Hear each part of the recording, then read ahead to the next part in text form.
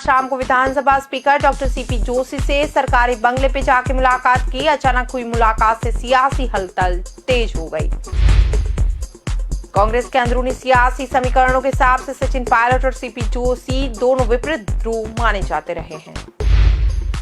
सचिन पायलट के कांग्रेस प्रदेशाध्यक्ष बनने से लेकर अब तक ऐसा बहुत कम हुआ जब दोनों की इस तरह की मुलाकात हुई हो। 17 सितंबर को सचिन पायलट ने राहुल गांधी के साथ मुलाकात कर प्रदेश के सियासी माहौल की आगे की रणनीति पर चर्चा की है। सचिन पायलट को संगठन में जिम्मेदारी देने की अभी चर्चाएं हैं।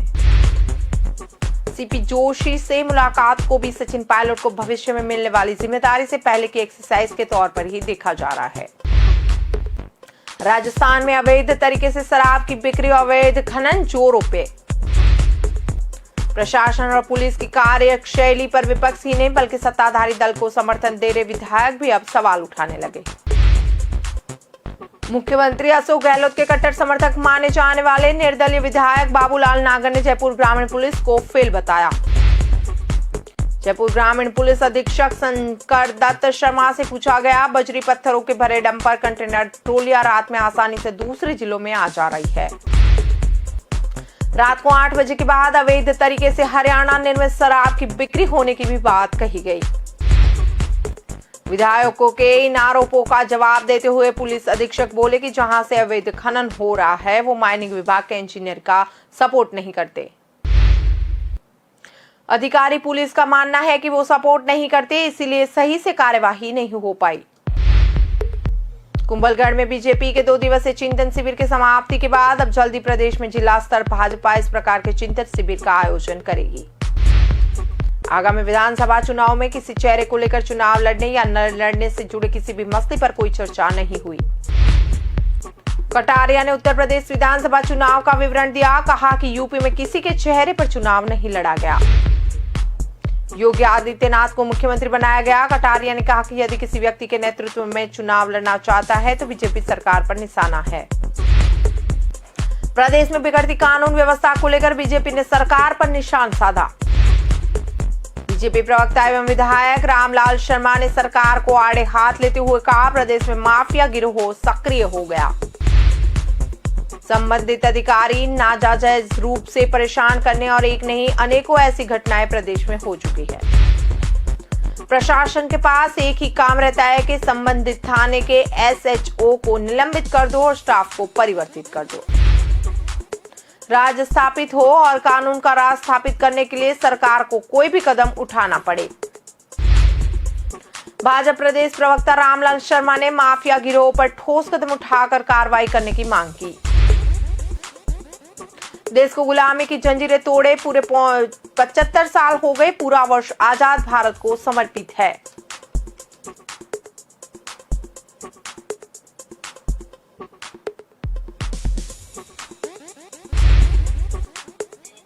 साइकिल जवान बीकानेर से 630 किलोमीटर की दूरी तय कर दिल्ली पहुंचेंगे। बीएसएफ के ईडीआई के पुष्पेंद्र सिंह राठौड़ और अतिरिक्त जिला कलेक्टर अरुण प्रकाश शर्मा ने साइकिल रैली को हरी झंडी दिखाकर रवाना किया। राठौड़ ने आजादी के अमृत महोत्सव के बीएसएफ मुख्यालय की पहल बताया। बीकानेर तहसील मुख्यालय को भी इसको लेकर दिशा निर्देश दिए गए। इसके तहत यहां से 15 बीएसएफ जवान भी रवाना हुए। पूर्व मुख्यमंत्री वसुंधरा राजे का सोशल मीडिया प्लेटफॉर्म के जरिए राज्य की गहलोत सरकार को घेरने का सिलसिला जारी रहा। राजे ने बीते दिनों हुई 3 बड़ी घटनाओं का जिक्र करते हुए सरकार पे हमला बोला। पूर्व मुख्यमंत्री ने कहा कि राज्य सरकार आम जन को सुरक्षा नहीं दे पा रही, जनता को अपराधियों से लड़ना पड़ रहा है। उन्होंने कहा कि हमारा राजस्थान एक शांति प्रिय व सुरक्षित प्रदेश था। रीट भर्ती परीक्षा के अगले ही दिन भारत बंद केंद्रीय कृषि कानूनों के विरोध में बुलाया गया बंद है। राजस्थान में भी दिखेगा भारत बंद का व्यापक असर, किसान नेता कर रहे हैं रीट अभ्यर्थियों से अपील। केंद्रीय कृषि कानूनों के विरोध में जारी किसान आंदोलन के तहत संयुक्त किसान मोर्चे के आह्वान पर 27 सितंबर को भारत बंद घोषित है। भारतीय किसान यूनियन राजस्थान के युवा मोर्चा प्रदेशाध्यक्ष विक्रम सिंह मीणा ने रीट अभ्यर्थियों से परीक्षा के दिन ही वापस लौटने की अपील की। शाम को उसी दिन वापस लौटने की कोशिश करें, क्योंकि 27 सितंबर को भारत बंद है। किसान आंदोलन की वजह से कहीं आप वहीं जाम में फंस न जाए। राजस्थान में हो रहे 2 सीटों पे उपचुनाव को लेकर अब गर्मियां बढ़ रही हैं। इसके चलते अगले महीने सचिन पायलट उदयपुर आएंगे। उपचुनाव की दोनों सीटें उदयपुर से जुड़ी है। ऐसे में पायलट का उदयपुर आने का कार्यक्रम बन रहा है। पूर्व विधायक गजेंद्र सिंह के निधन के वक्त पायलट वल्लभनगर आए थे।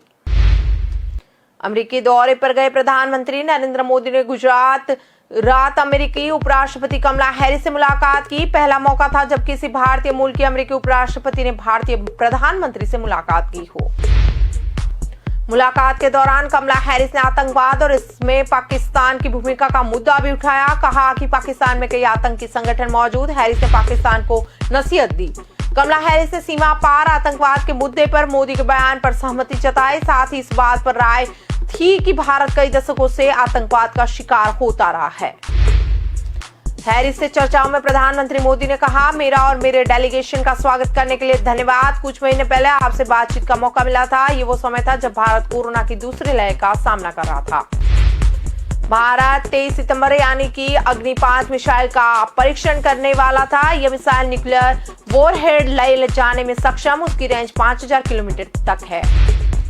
इस मिसाइल टेस्ट की खबरों से चीन घबराया हुआ। दरअसल चीन के कई शहर इसकी रेंज में आते हैं। भारत के defence research and development organisation ने 2008 में अग्नि 5 पर काम शुरू किया। डीआरओ की रिसर्च सेंटर इमारत, एडवांस सिस्टम लेबोरेटरी और defence research and development laboratory ने मिलकर इसे तैयार किया है। 19 अप्रैल 2012 को उड़ीसा में इसका पहला टेस्ट किया गया, जो सफल रहा था। यह परीक्षण रेल मोबाइल लॉन्चर से किया गया। इसके बाद जनवरी 2015 में मिसाइल का पहला कैनिस्टर टेस्ट किया गया था। अमेरिकी दौरे पर गए प्रधानमंत्री मोदी ने वहां की 5 दिग्गज कंपनियों के सीईओ के साथ में बात की। उनसे Qualcomm, Blackstone group, adobe, first solar, general Atomics के सीईओ भी शामिल है। मोदी ने दिग्गज अमेरिकी टेक्नोलॉजी कंपनी के क्वालकॉम के सीईओ क्रिस्टियानो अमान को भारत के मिलने वाले अवसरों के बारे में बताया है। क्वालकॉम के सीईओ ने पीएम से बातचीत में कहा कि कंपनी डिजिटल इंडिया अभियान को बढ़ावा देने के लिए सरकार के साथ काम करना चाहती है। पीएम के साथ हुई बातचीत में इलेक्ट्रॉनिक्स और टेलीकॉम इंक्यूबेटर्स में प्रोडक्शन को बढ़ावा देने के लिए सरकार की तरफ से शुरू की गई पीएलआई स्कीमों का भी जिक्र हुआ। क्रिस्टियानो ने मोदी से मुलाकात के बाद कहा, यह बेहतर अनुभव था। क्वालकॉम के सीईओ ने कहा कि हमें भारत के साथ काम करने के लिए खुशी रहेगी। भारतीय सेना ने गुरुवार को एलओसी पर उरी के पास रामपुर सेक्टर में 3 आतंकवादियों को ढेर गिराया। आतंकी हाल ही में पाकिस्तान के कब्जे वाले कश्मीर से आए थे। चिनार कोर के कमांड जनरल डीपी पांडे ने कहा, आतंकियों के पास से पाकिस्तानी रुपए भी बरामद हुए। जनरल पांडे ने बताया, गुरुवार तड़के रामपुर सेक्टर के हाथलंगा जंगल में संदिग्ध मूवमेंट दिखी गई। सुरक्षा बलों ने एक ऑपरेशन चलाकर 3 आतंकवादियों को मार गिराया। इससे पहले जम्मू कश्मीर में शोपियां में सुरक्षा बलों ने एनकाउंटर में एक आतंकी को मार गिरा था। अनायत अफसर डार नाम का इस आतंकी ने बुधवार शाम एक नागरिक पे गोली चलाई थी।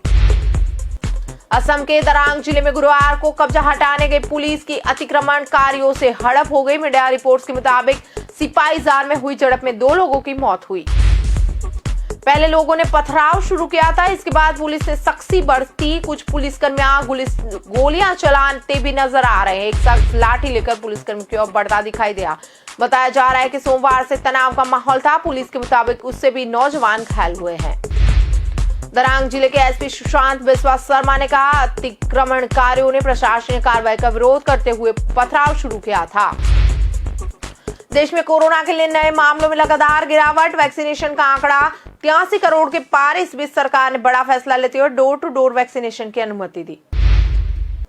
इसके लिए गाइडलाइंस भी जारी कर दी गई है। नीति आयोग के सदस्य डॉक्टर वीके पॉल ने गुरुवार को इसकी जानकारी दी। एडवाइजरी जारी की गई है। आदेश में कहा गया कि वैक्सीनेशन सेंटर पर जाने में अक्षम लोगों को टीकाकरण लगाने सुनिश्चित किया गया है। अभी राज्य और केंद्र शासित राज्य इसके लिए खास इंतजाम करें। केंद्र में कोरोना के नए मामलों में लगातार गिरावट। पिछले 24 घंटों में देश में लगभग 31,000 लोगों में संक्रमण की पुष्टि हुई। भारत अपनी सैन्य क्षमता को और अधिक मजबूत करने के लिए इस सिलसिले में अमेरिका से 30 प्रीडेटर ड्रोन का सौदा कर रहा है। ये सौदा करीब 22,000 करोड़ रुपए का होगा। पीएम मोदी चारों सीईओ से आमने सामने मुलाकात करने वाले हैं। इसमें General Atomics, Qualcomm, semiconductor, BlackRock, First Solar और एडोब के सीईओ शामिल थे। पीएम मोदी ने जिन सीईओ के साथ मीटिंग करने वाले हैं उनकी लिस्ट देखकर साफ है कि कुछ बड़े फैसले ले सकते हैं, जिसमें एनर्जी सेक्टर में काम करने वाली कंपनियां प्रमुख है। बाइडेन प्रशासन से भारत को 30 प्रीडेक्ट ड्रोन देने की मंजूरी मिल चुकी है। 30 यूएवी में भारतीय नौसेना, थल सेना और वायुसेना के 10 ड्रोन मिलेंगे। सेना की लड़ाकू क्षमताओं में इजाफे के लिए रक्षा मंत्रालय ने गुरुवार को 118 अर्जुन MKA युद्धक टैंक बनाने का ऑर्डर दिया। चेन्नई स्थित हैवी व्हीकल फैक्ट्री अवड़ी को इन टैंकों को बनाने के लिए 7,523 करोड़ रुपए दिए गए।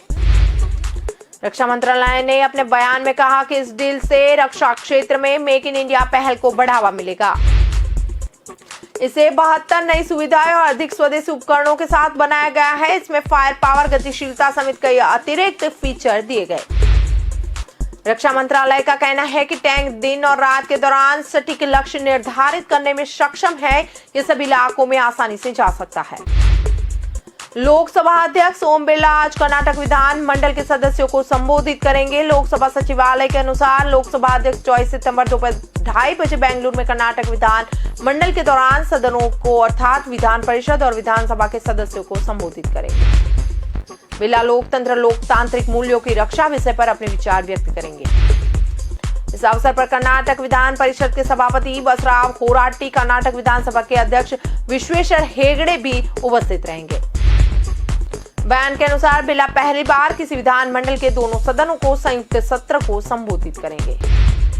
धनबाद के जज उत्तम आनंद की हत्या मामले की सुनवाई गुरुवार को झारखंड हाईकोर्ट में हुई। इस दौरान सीबीआई के ज्वाइंट डायरेक्टर ने अपना पक्ष रखा, कहा कि जांच जारी है और किसी भी एंगल को नहीं छोड़ा जाएगा।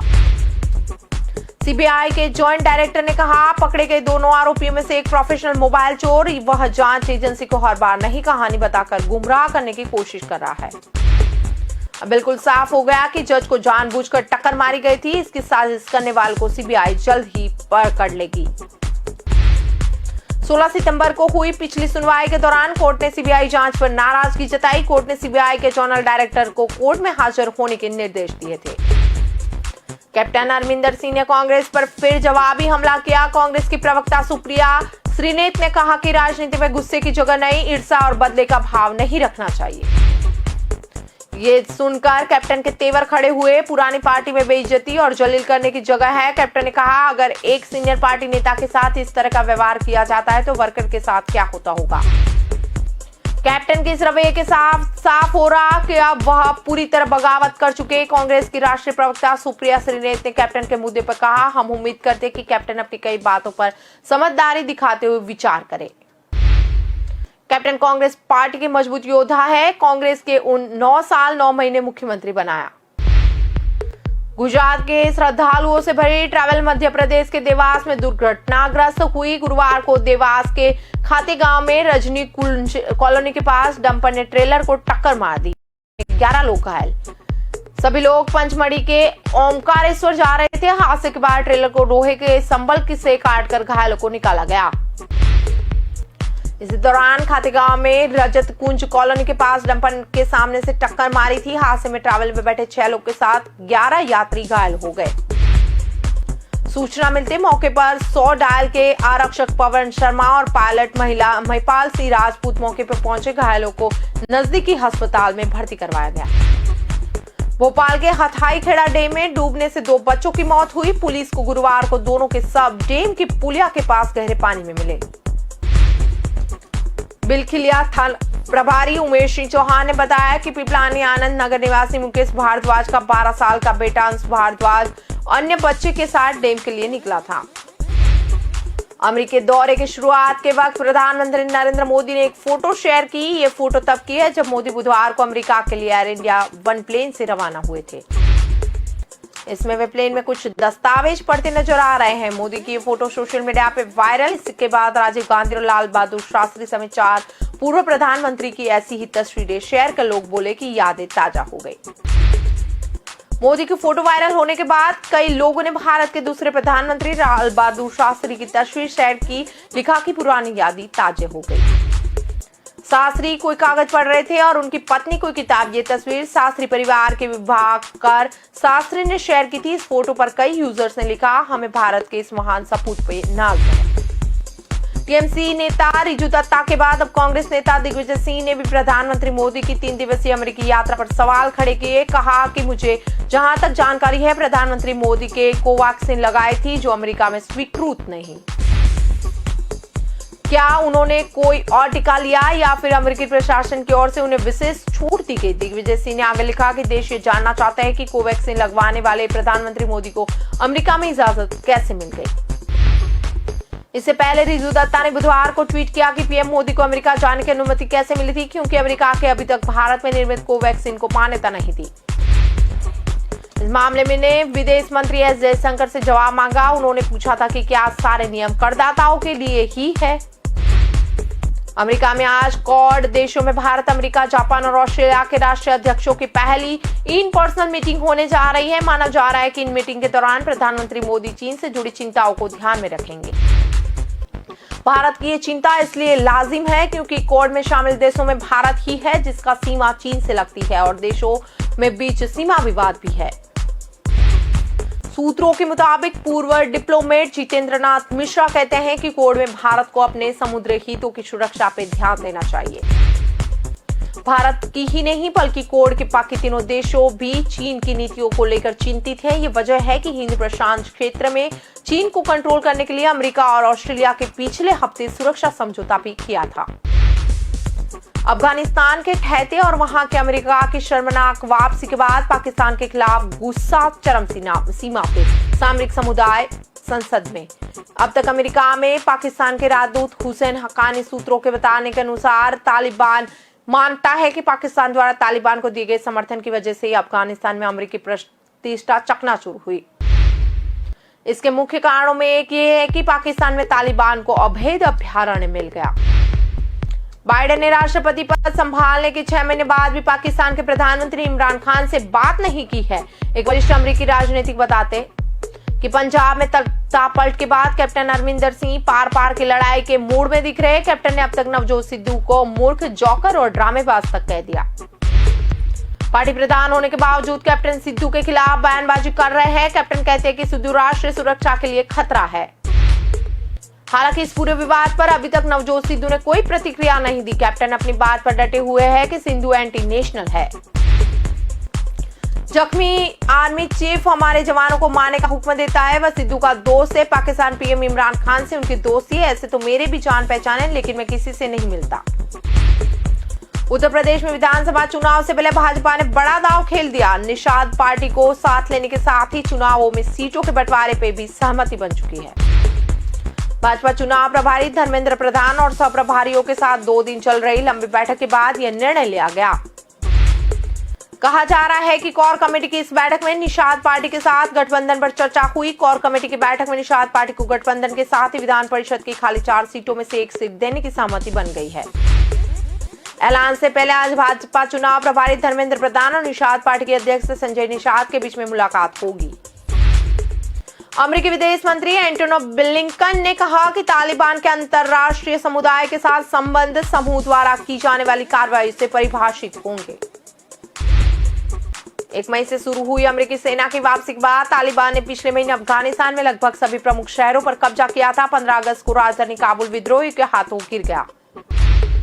कट्टरपंथी इस्लामिक विद्रोहियों ने 6 सितंबर को पंजशीर पर जीत का दावा किया। तालिबान के इस तरह काबुल पर कब्जा करने के 3 सप्ताह बाद अफगानिस्तान पर अपना कब्जा पूरा किया। ब्लिंकन ने गुरुवार को कहा प्रेस कॉन्फ्रेंस में कि फिर से तालिबान भेद्यता चाहता है। ये अंतर्राष्ट्रीय समुदाय से समर्थन चाहता है। अंतर्राष्ट्रीय समुदाय के साथ जो तालिबान के संबंध होंगे वो समय की कार्रवाई से परिभाषित किए जाएंगे। पंजाब के मुख्यमंत्री बदलने के बाद आज कैबिनेट विस्तार में हो सकता है। गुरुवार रात को सीएम चरणजीत सिंह चन्नी दिल्ली पहुंचे थे। इसके बाद उनका राहुल गांधी और प्रियंका गांधी से 4 घंटे तक मंथन चला। रात 2 बजे तक ये बैठक राहुल गांधी के घर पे चली, जिसमें पंजाब कांग्रेस इंचार्ज हरीश रावत व केसी वेणुगोपाल भी शामिल रहे। कैप्टन अमरिंदर सिंह की बागी तेवरों से कांग्रेस की टेंशन बढ़ रही थी। कांग्रेस हाईकमान को आशंका है कि अगर उनके करीबियों के पत्ते काटे गए तो फिर वह कैप्टन के साथ जा सकते हैं। ऐसे में सरकार के खिलाफ बगावत मजबूत होगी। वही कैप्टन इसके बाद कोई बड़ा फैसला ले सकते हैं, इससे सरकार को खतरा भी हो सकता है। प्रधानमंत्री नरेंद्र मोदी शुक्रवार को अमेरिका के राष्ट्रपति जो बाइडेन के साथ मुलाकात करेंगे। यह दोनों देशों में शीर्ष स्तर पर आमने सामने हो रही पहली वार्ता होगी। दोनों नेताओं के बीच अफगानिस्तान में बदले हालात के मद्देनजर चीन और पाकिस्तान के गठजोड़ से उत्पन्न खतरों से मुकाबला करने की नीति पे भी चर्चा होगी।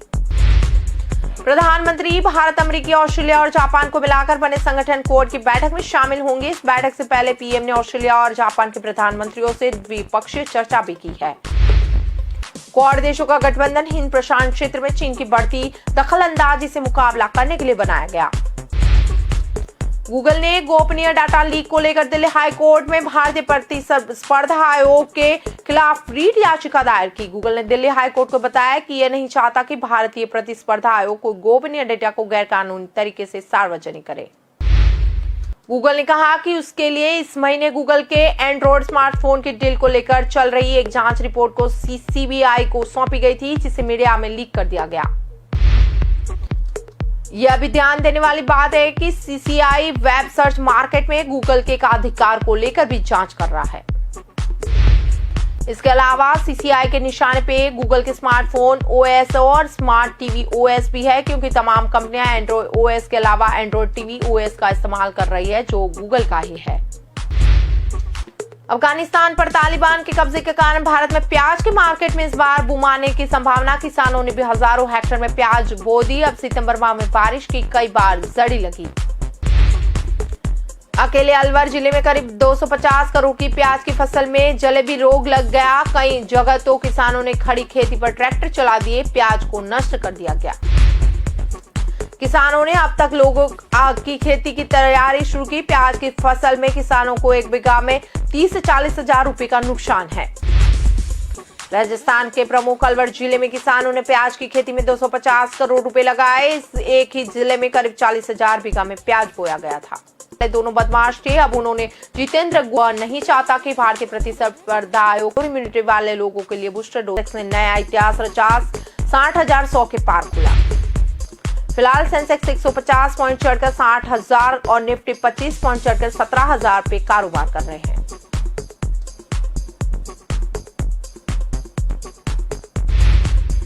सेंसेक्स के 30 शेयर में से 13 शेयर्स बढ़त के साथ और 17 शेयर्स कमजोरी के साथ कारोबार करते नजर आए। रियल्टी और आईटी शेयर्स बाजारों में उड़ान भर रहे। एनसीए रियल्टी इंडेक्स में 1% से ज्यादा की तेजी है। राजस्थान में अवैध तरीके से शराब की बिक्री और अवैध खनन जोरों पे है। प्रशासन और पुलिस की कार्यशैली पर विपक्षी ने सत्ताधारी दल को समर्थन दे रहे विधायक भी अब सवाल खड़े करने लगे। मुख्यमंत्री अशोक गहलोत के कट्टर समर्थक माने जाने वाले निर्दलीय विधायक बाबूलाल नागर ने जयपुर ग्रामीण पुलिस को फेल बताया। बैठक में दूर के निर्दलीय विधायक नागर ने जयपुर ग्रामीण पुलिस अधीक्षक शंकर दत्त शर्मा से पूछा कि बजरी पत्थरों से भरे डंपर ट्रैक्टर ट्रोलियां रात में आसानी से दूसरे जिलों में कैसे आ जा रही है। इन डंपर ट्रैक्टर के साथ आने जाने वाले वीडियो में आपको भेज सकता हूं। आप अब तक क्यों कार्रवाई नहीं की? विधायक ने ग्रामीण क्षेत्रों में खुले शराब के ठेके पे रात 8 बजे के बाद अवैध तरीके से हरियाणा निर्मित शराब की बिक्री पर भी बात कही। इंदौर जिला प्रशासन, पुलिस और नगर निगम की संयुक्त टीम ने भूमाफियाओं के खिलाफ दोबारा मुहिम शुरू कर दी। कार्रवाई के लिए एडीएम, एसडीएम, तहसीलदार, नगर निगम के बिल्डिंग अधिकारी सहित 150 कर्मचारी लगाए गए थे। सभी अवैध निर्माण सीलिंग की जमीन पे बने थे। बताया जा रहा है कि निगम कमिश्नर प्रतिभा पाल ने अवैध कब्जा हटाने के लिए अधिकारी, कर्मचारी सहित करीब 150 लोगों की टीम बनाई। टीम को गुरुवार शाम को कार्रवाई की जानकारी दी थी। अपर कमिश्नर संदीप सोनी के नेतृत्व निगम से पहले ही जमीन की स्थिति जानकारी निकाल ली गई थी। पता चला था कि मैरिज गार्डन और दुकानों का निर्माण सीलिंग की जमीन पे बना हुआ है। अजमेर के न्यू गोविंदनगर क्षेत्र में गुरुवार रात बाइक से आए अज्ञात बदमाशों ने एक मकान में 4 से 5 राउंड फायरिंग की है। सूचना मिलने पर मौके पर पहुंची पुलिस व एफएसएल टीम ने मौके से कारतूस व छर्रे बरामद किए। मकान मालिक रिटायर्ड बैंक कर्मी की रिपोर्ट पे मामला दर्ज कर पुलिस अज्ञात लोगों की तलाश में है। पुलिस टीम ने हिस्ट्री सीटर की तलाशी के लिए उसके घर पे छापे मारी। इसी दौरान 15 लाख रुपए नगद भी मिली। रामगंज थाना प्रभारी सत्येंद्र सिंह नेगी ने बताया, मकान मालिक तेजपाल कोलोनी पुलिस को दी शिकायत में बताया गया कि रात 9 बजे अज्ञात लोग स्कूटी व कार से आए थे। उदयपुर के कुछ दिन पहले एशिया के सबसे पसंदीदा शहर का दर्जा हासिल कर दिया। वहीं शहर के एक क्षेत्र में बारिश के दिनों में लोगों को भारी परेशानी का सामना पड़ता है। यहाँ टीडी नदी में जलस्तर बढ़ने के ग्रामीण क्षेत्रों का संपर्क शहर से टूटा जा रहा है। ऐसे में किसी भी जरूरी काम के लिए ग्रामीणों को उफलती नदी से गुजरना पड़ता है। जयसमंद पंचायत समिति में टीडी नदी के किनारे लगभग 30 किलोमीटर क्षेत्र में 25 गांव बसे हैं। ग्राम पंचायत में बारिश नहीं होने के लिए देवी देवताओं से प्रार्थना की जाती है। बारिश के दिनों में यहाँ नदी का जलस्तर 5 से 7 फीट तक पहुंच जाता है। किसी की मौत होने पर देह को श्मशान तक ले जाना का संकट बन जाता है। बच्चे स्कूल जाने के लिए कतराते हैं। अगर कोई गर्भवती महिला है तो उसे अस्पताल तक ले जाने के लिए भी खाट का इस्तेमाल करना पड़ता है।